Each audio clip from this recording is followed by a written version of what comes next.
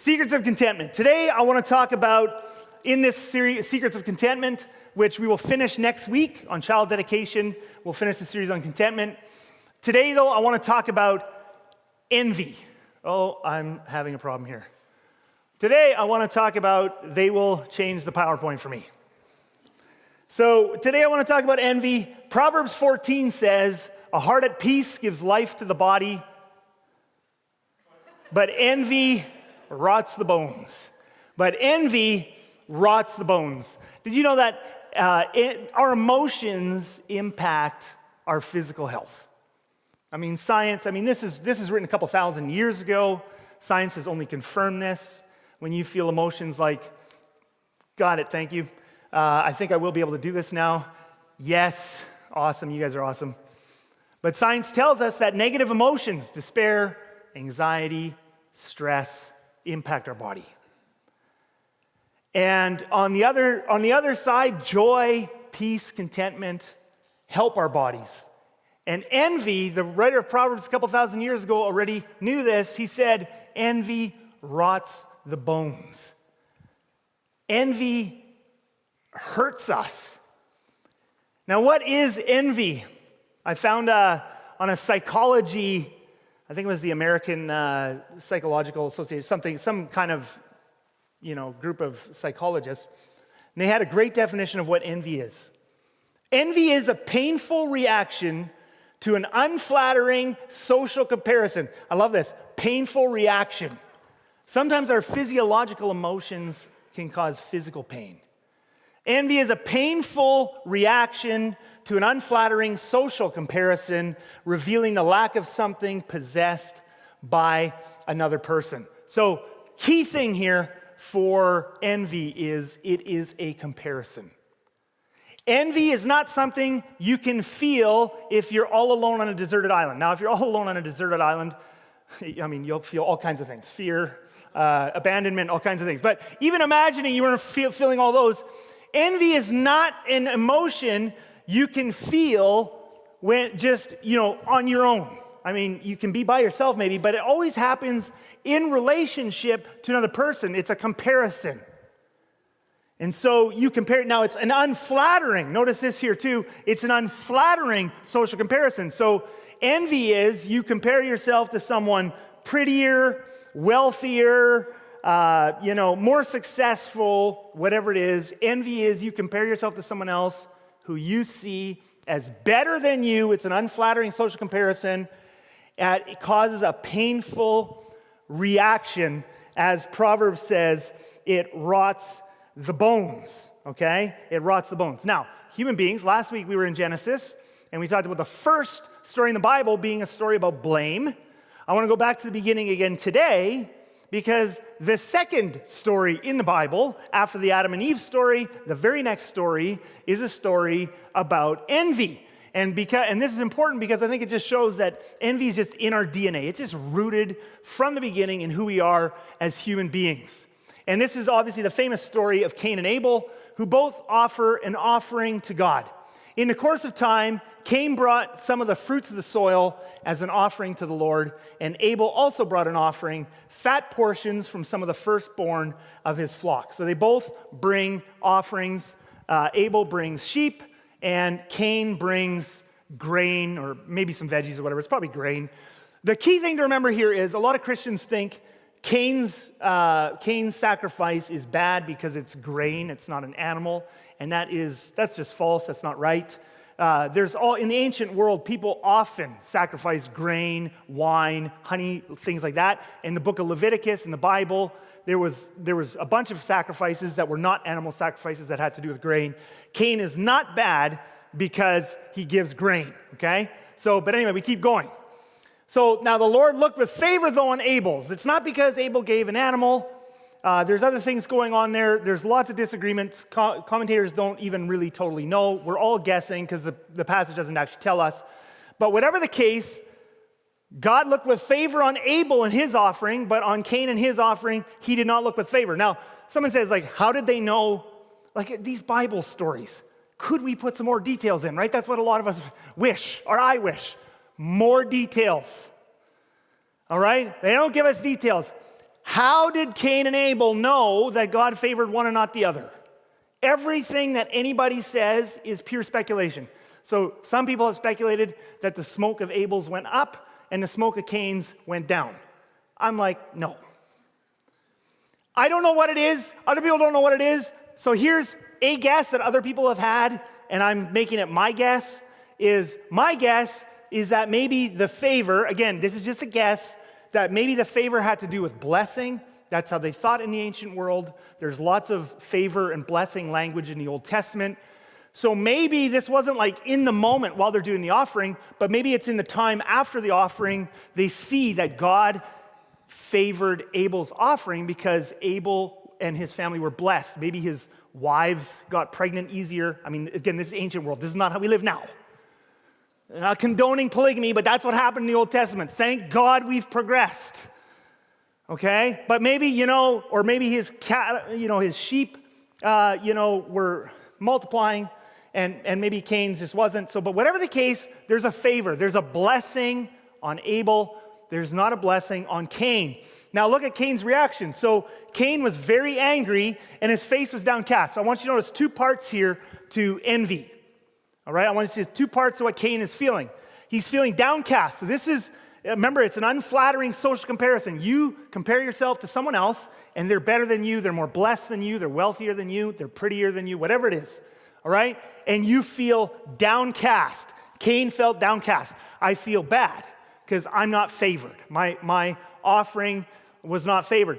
But now here's the thing about envy is when you feel bad in relation to another person, because envy is about comparison, when you feel bad because that other person is more successful than you, better than you, whatever it is that you feel downcast long enough, and eventually you're going to turn that into anger against the person because it's like a defense mechanism. You don't want to keep feeling bad about yourself. It's painful to feel inadequate and inferior. So you turn it into anger against the other person. You turn it into hostility. So there's both. This is envy rots the bones. So there's this feeling of inadequacy, this feeling of inferiority, plus turn into hostility towards the person you're comparing yourself against. Even though they might have no idea, but you turn it into hostility against them because you don't like how you feel with regards to them. Now, where is this negative emotion coming from? It's coming from Cain looking at his brother and going, my brother's beating me in the game of life. That's essentially what envy is. Okay, envy is essentially this thing of, and by the way, here's a good principle. I don't think it's an accident. Now, we could also say, some people might say, well, that's because there was only a few people on earth. Who else could he envy? But I think there's actually a good envy principle here, though, is that we tend to envy people who are close to us and similar to us. Isn't that true? So Cain is envious of his brother. All right? I don't think that's an accident. We tend to not envy people who are far from us. We tend to envy people who are close to us. The person who's making $50,000 a year and living in Steinbach generally doesn't envy the person making $50 million a year and living in New York, who you don't even know. You maybe just see them on TV.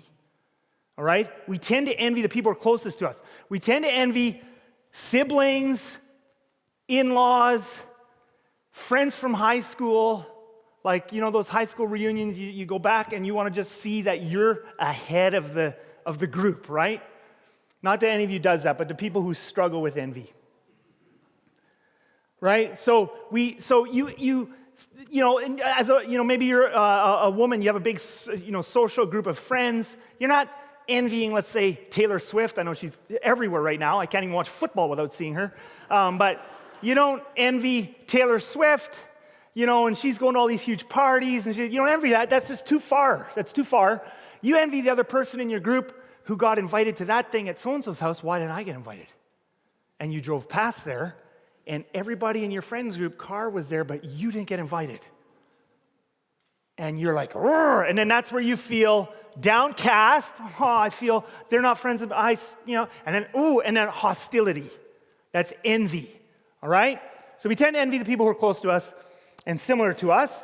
That inadequacy turns into anger. Now, in Cain's case, it explodes in a very serious way.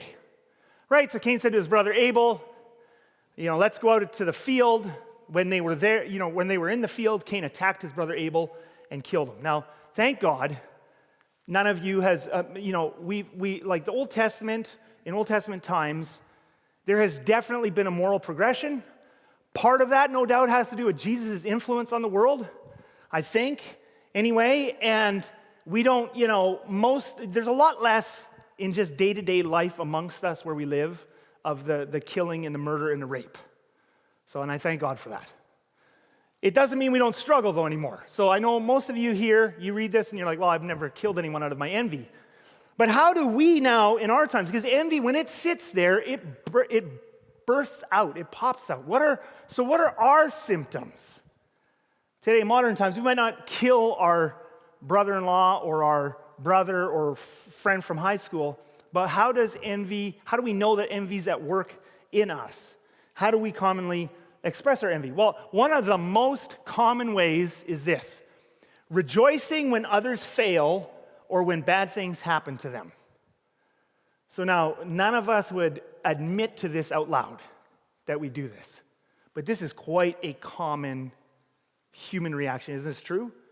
When you envy someone, there's certain people in your group or just outside your group or that you know of, like maybe you're not friends, but they're, you've lived around, you've grown up in the same community, whatever, and you would never say it out loud maybe, but when things go bad for those people, you envy them when you feel good. There's like a rejoicing. There's like a little, their business isn't doing well. Ooh. Oh, their marriage is struggling. Oh, you're envious when this kind of thing is happening. That person at the gym that you were kind of feeling inferior to, and then you don't see them for a few months. They fall off the wagon. And then you see them in the grocery store and they put on 20 or 30 pounds of not muscle, and you feel good about yourself. That is not a healthy emotion, people. That is envy. It's rejoicing. Now, the flip side of that is feeling bad when other people succeed. Isn't that true?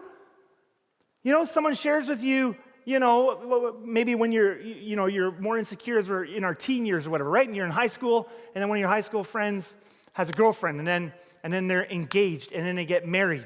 And the first time you hear that, and I've never experienced this at all, but you've never had a girlfriend in your life, and you feel awkward on girls, and then your friend gets married. And you don't immediately feel happy for them. Why? Because you feel like you're falling behind, right? That's also envy. It's a very common emotion. Now, you can't help your initial feelings. I'm not saying you're a wicked person. We all feel this from time to time. We all feel this, and you can't help what you initially feel. But it's a signal that something wrong is going on inside of you. You're building your self-worth on a weak foundation. So, something we mentioned before already, we have to kind of attack that foundation. One of the roots of envy, one of the foundations of envy, is this subconscious idea that life is a competition and my self-worth is based on being more successful, popular, beautiful, whatever, like just keep going, than the people around me. This is a subconscious idea. Nobody goes home from church and says, life is all about success, popularity, and beauty. We all know not to say that. We've all watched the movies. We've all read the books. We all know this is not a good thing. And yet, we feel bad when other people get more of any of these than us. Why? It shows that inside there is a competition going on. Now, by the way, you might say, so Kris, are you against all competition? Like, isn't our economy built on competition? I'm not saying that kind of competition. Tomorrow I'm going to watch football in the afternoon. That is a competition. I don't want the football team I cheer for to be happy with 35 points, even though that might be a very good score, if the other team scored 38. Right? But here's the deal. What is good in sport, what might be good in an economy, like businesses competing with each other, trying to give the best services with the best prices, all sort of stuff. Those are all wonderful things. But when it comes to your self-worth, it's a terrible thing.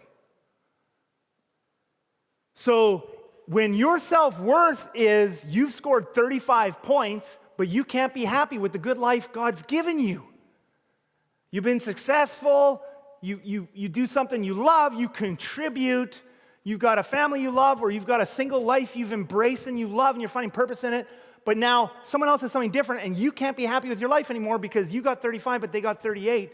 That's a bad way to live your life. It's an unhealthy way to live your life. So one of the first things we have to do is attack this idea that life is a competition. Your self-worth isn't affected by other people's success. When someone else that you were good friends with years ago becomes a brain surgeon or a rocket scientist, that doesn't mean you still have your job that you were perfectly happy with, wherever that was, at the bank or on a construction site or wherever it is, or on the truck. Your job is your job. Your house is your house. Nothing got smaller, nothing got worse because somebody else was successful. Your life is the exact same. You could just be thankful with it. But envy pulls in someone else and says, I can't be thankful for this anymore because there's a gap and I'm behind. And we have to attack that kind of thinking in our subconscious because it's actually the opposite of love. What does love do? Love refuses to see life as a competition. Again, I'm not one of these people where it's like, I don't think we should keep, track of points in basketball games or anything like that. There's a great place for competition, on a basketball court, in sports, in some of those things. But in person to person, how I feel about myself, love refuses to see life as a competition. Look at this. Rejoice with those who rejoice. Mourn with those who mourn. Notice that's exactly the opposite of what I showed you about envy just a couple minutes ago. Love, when someone else is successful, love is excited. Love, that person I used to know or whatever, that person across the street, my in-law, whatever it is, they've struck it rich. Their business is just on fire. It's global. It's amazing. And they're rejoicing. I'm rejoicing. That's love. They got their health stuff together and they look great. I rejoice with those who rejoice. I don't feel bad about myself. I rejoice with them. And when something bad happens to them, I don't see envy rejoices when something bad happens to someone else because now I'm getting ahead. But when I love someone, I mourn with them. When something bad happens to them, I feel bad for them. Because it's not a competition. I'm not trying to get ahead of them. So, how do we do this? How do we move from an envy mindset to this kind of a mindset? All right, and I think there's probably many things we can do, but I want to just look at a couple. How do we move from envy to contentment and love? Fully embrace your self-worth as a person. Now, this just sounds like modern-day lingo. Fully embrace your self-worth as a person. This seems counterintuitive to a Christian because many of us have been brought up on, the Bible says you're a worm. You are worthless. You don't deserve salvation, which is true. It's a gift. I'm not saying you earn your salvation, but we've so emphasized we should be emphasizing the positive anyway and saying it's a gift, not so much emphasizing that you don't deserve. But we've taken you don't deserve, you don't deserve, you don't deserve, you're a worm, and we've made a false kind of humility, which is actually just a super fragile ego, where now I go around my whole life thinking that feeling inadequate is what humility is, but inadequacy makes you more likely to be envious. Let me tell you something. Let's put this verse back on here. Rejoice with those who rejoice. I'm going to tell you something right now. Someone who is deeply insecure cannot do that. It actually takes confidence. It takes confidence to rejoice with those who rejoice. Did you know that? If you feel bad about yourself when other people do well, you will feel like you're falling behind. This is why insecurity doesn't make us nicer. Like, insecure people, I'm not saying confident people have it all together. There's problems on both sides. But what we call humility is often actually insecurity or inadequacy. And I'll tell you right now, wherever there is insecurity and inadequacy in your life, it will not make you a nicer person. It'll make you a less nice person. Because when you're insecure and you're not confident that you are worthwhile as a person, You're going to be afraid. You'll have imposter syndrome. You'll want to hide it. You'll want to protect it. It feels horrible to feel inadequate. So you will have all kinds of coping mechanisms. Sometimes that means acting arrogant. Sometimes the most arrogant acting people are actually very insecure. Sometimes. You need confidence in yourself. When you're making $50,000 a year, let's say, and you are just confident in who you are as just a person, as a worthwhile person, your best friend can start making millions of dollars a year, and you can still love them and let them pay for your meals. Yes, absolutely.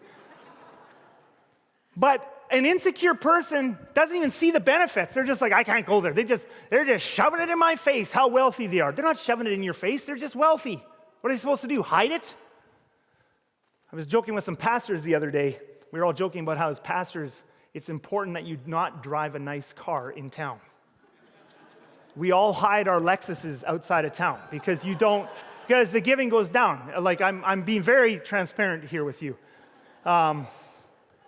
So, you get past Mitchell, you see all these Lexuses and BMWs, that's Steinbach pastors. But anyway, fully embrace your self-worth as a person. When you become convinced that I am a worthwhile person, not based on what I make or how I look or how popular I am, you will now be set free to rejoice with other people who rejoice. That's really important. So, how do we grow our sense? So how do we do this? How do we grow our self-worth, a good kind of self-worth, so that we can do this, rejoice with people, and not be envious? And I think there's lots of ways we can do this, but one of the big ones is this one: choose better metrics for measuring your self-worth. We all have metrics, measuring tools in our subconscious that we use to figure out, am I being successful? We don't even think that we're doing it, but we're doing it all the time. Now, our culture bombards us with metrics constantly. So our culture bombards us with metrics. You're a worthy person based on looks or fame or popularity or wealth or how prestigious your job is. Like, there's some jobs that are just, man, it's just kind of a boring job. And then there's like rocket scientists and athletes and all that sort of stuff, physique, all these sorts of things. Our culture says these are the things that make you worthy as a person. Now, we imbibe these things subconsciously and often flipping through social media. And I don't think social media is evil, but I do think that we have to be super careful with it because a lot of what social media does is we take in these metrics subconsciously. Everybody we see, have you ever, nobody posts a picture of themselves looking horrible in the morning and a short video of them fighting with their spouse. Nobody posts that. Because we're all insecure, we don't want to post that. We want to post what success looks like, so we post something else. But guess what? Looking at everybody else's success doesn't make us feel better. I'll tell you, if someone actually would just consistently post the reality of their life, they would probably get millions of followers. All right, I'm giving someone an idea to do. Look at how weird and ugly my life is, and millions of people are like, oh, this feels so good. I'd like to go to this place and see what a regular life looks like. But we hide all of that because of this. And here's the thing. Research shows the more time you spend on social media, again, not any time. You can spend a healthy amount of time, and connecting with people can be a wonderful thing. But the more that you spend on there, because of this very thing, you're imbibing certain values and metrics. It is linked to all kinds of things, emotional unhealthiness, distress, anxiety, all this sort of stuff. So now, what the interesting thing about all these is, by the way, these metrics. You know what these metrics remind me of? This is how animals mate. It was shocking for some of you. Here we are, modern human beings. We've hardly progressed, right? The female deer looks for the guy with the best physique, the biggest antlers, the most popular, right? This is what, on the whole animal kingdom, who's the most colorful, who's the most popular, who's the strongest, this is what animals do. We human beings have the power to actually change how we think about ourselves and each other. God has given us the ability to look beyond. So I'm just giving you some examples here, and I want to give you, to finish this message, 3 points how to do this. But here's just some examples. These aren't the ones you need to have. These are just examples of biblical wisdom. The Bible gives us many different metrics for measuring self-worth. But some examples that don't have to do with your looks. By the way, notice that a lot of these things are out of your control. Your popularity, how other people think about you. Well, I'm kind of getting ahead of myself. Let's just look at this. Here's something. Do I take pride in my work? That's something for your self-worth. Can I might not have my dream job that I ever had. You might think to yourself, but I have a job and I take pride in it and I do my best. And I work hard at it and I contribute and my coworkers like to be around me. That's something to build some self-worth on. Do I contribute anything to the people around me? These are all things that are in my control. These are all things I can do. Am I a good friend to others? Notice, do I have a bunch of friends? That's what a lot of people now think about. Again, social media in some ways warps things, right? Every generation has their wrestles, but social media warps things, and now it's a competition. How many friends can I have? It's not about how many friends can I have. It's about, am I a good friend to others?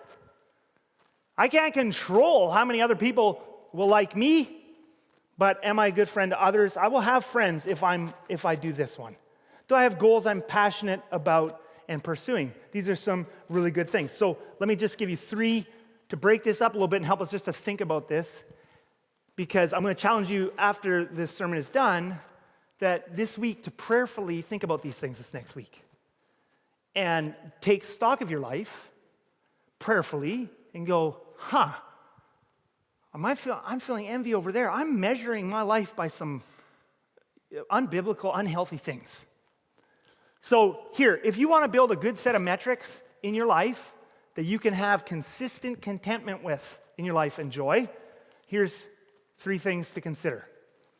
First of all, good metric, things you can control. Bad metrics, things you can't control. How many of us, subconsciously, nobody gave us a list and said, oh yeah, I'm going to take all these bad ones. They somehow just got into you. Your childhood, the things you've watched, whatever, your personality have warped some things. How many of us feel anxious or envious over things we can't even control? Like other people's perception of you. How many of us lose sleep at night about how other people think about us? I'm going to tell you something right now.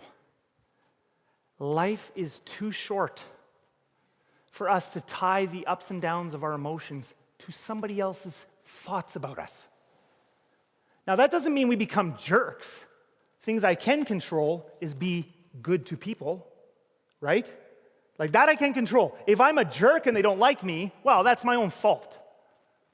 But the fact of the matter is, if you're going to let your life go up and down based on other people's thoughts, do you know how up and down people's thoughts are? That's not reality-based at all. So what's something I can control? How I go to work, how I think about my work, how I pursue my life, how I act towards people. These are things you can control. Here's there's 3 of these I want to go through. Second thing, good metrics are based on actions and reality, not on feelings and perceptions. This feeling one, this is something that's become a big thing in our generation. But I actually think it's been in all generations, but it has some unique things going on there. And part of that is just because of our modern world, the internet, social media, and all of that. But bad metrics are, my life is a success if I'm feeling pleasure, happiness, those sorts of things. You chase feelings. You're chasing feelings as this is what, subconsciously, you didn't say it, you didn't sign up one morning and say, I'm going to be motivated by feelings, but it's what you do. Your whole goal in life is to feel pleasure. Your whole goal in life is to feel happy.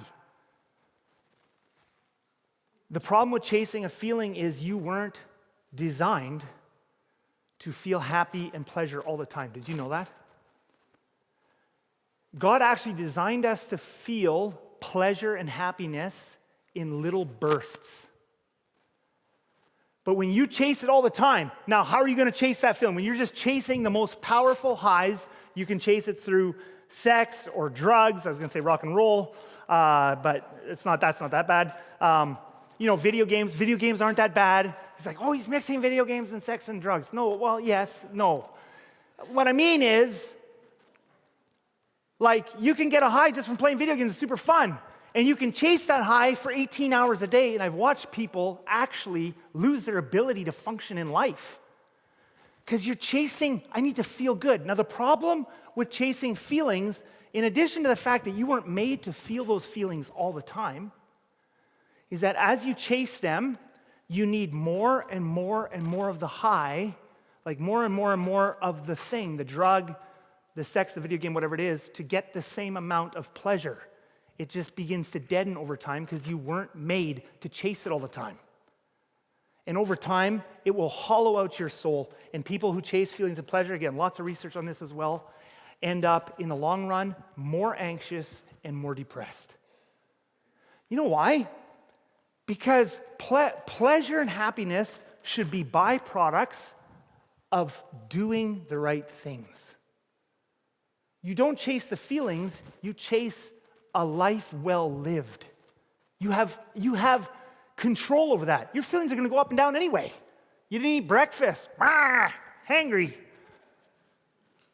So do good things. There is nothing, like you want to get long-term, long-lasting pleasure that increases your capacity to feel more pleasure and more contentment in life. Tackle some big project in life, something you're passionate about, and you have to work hard at it, and it's a challenge, and it takes you a while, and it's not always clear if you're even going to make it. And then when you come out on the other side and you finish the project, you get a feeling that is, in the moment, it's not as easy to get as some of these other things, but in the moment, you get this deep, long-lasting satisfaction. Chase good actions. Chase good relationships. These are things you have control of over. Don't chase feelings. By the way, one other thing that happens when you chase feelings is, and this is not helped by social media, is people start to think happiness is the sign of a successful life. Everybody on the internet is always happy. Therefore, I'm not successful because I'm not always happy. You end up looking down, navel-gazing constantly thinking about your feelings. Am I feeling anxious? Am I feeling happy? Am I feeling anxious? Am I feeling happy? You know what? Some of us have to stop. There is a place for thinking about your feelings. Some of you in the older generation need to think about feelings. Some in the younger generation need to stop thinking about their feelings, get up, and go do something. Forget about it. So what? You felt anxious for a while today. Do life. Do some things. Love some people. Give, contribute, work. Good metrics are based on that. Last, but not least. Good metrics have to do with, are you contributing to the world around you versus are you just taking from the world around you? Again, it is biblically and scientifically established that generosity, the Bible says this all over the place, and science has confirmed it, that generosity actually builds happiness in us. And again, it's not like the drug kind of happiness or whatever, where you get this quick, and then you need more and more and more. Generosity builds this slow wave, this momentum, this tidal wave in your life of happiness.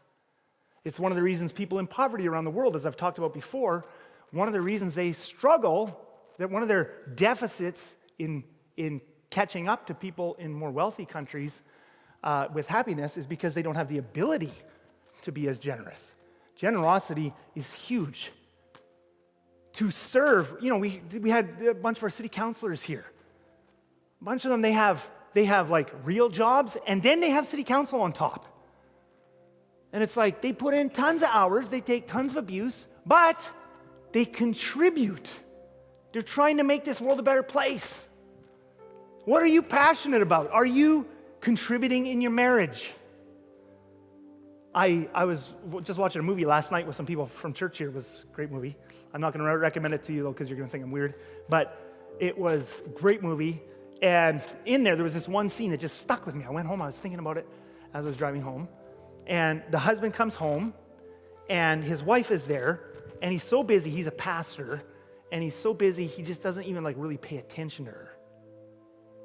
And I was like, oh, how often, married people, do we do that to our spouses? Just pay attention. Are you contributing? Are you giving attention? Are you investing into people around you? Do you have anything you're passionate about in this community or in this church? Contribute. When you do that, you're going to build long-term joy. When it's all just about what can I get and pleasure and entertainment, you're going to end up discouraged and depressed and envious. Well, I want you to take a minute. We're going to finish this here. And here's a couple questions. You might want to take a picture of it with your phone, or you don't have to, or write it down, or not at all. We're going to take a moment just to think about it here, but I would challenge you to take this home and prayerfully think about these questions this week. Just take a couple of days and just, a few minutes in the day and just think about it. Is my self-worth fragile? Do I find myself regularly envying other people? And you'll be able to find that by, do I feel bad when other people have good news? Do I rejoice when other people have bad news? What wrong metrics am I basing my self-worth on? Why don't we just take a moment, 30 seconds, and just contemplate those things. And let the Spirit just do His work in us.